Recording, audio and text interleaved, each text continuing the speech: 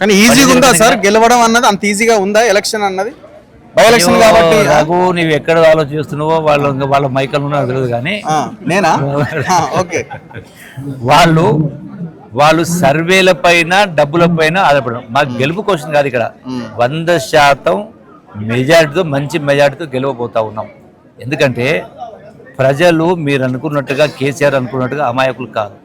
వాళ్ళకు కూడా ఆలోచన శక్తి ఉంది. పేదవాళ్ళు కావచ్చు, లెక్కలు కనపడతా ఉన్నాయి ఎదురుగా. వాళ్ళు ఎట్లా అంటే చాలా ఫోకస్డ్ గా ఎలక్షన్ మీద పనిచేస్తున్నట్టు కనబడుతున్నది నాకు. ఎందుకంటే ఈడ గెలిస్తే ఇక నెక్స్ట్ మనదే అనే లైన్ లో వాళ్ళు తీసుకెళ్తున్నారు జనంలోకి.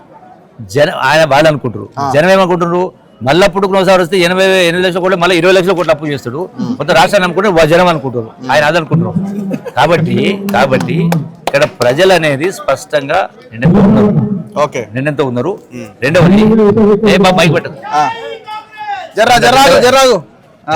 వెళ్ళిపోతాం. రెండవది బట్ట కాల్చి మీదే పని చేస్తాను. అంటే వ్యక్తిగతంగా నవీన్ కుటుంబాన్ని విమర్శిస్తాను. నేను కేటీఆర్ కు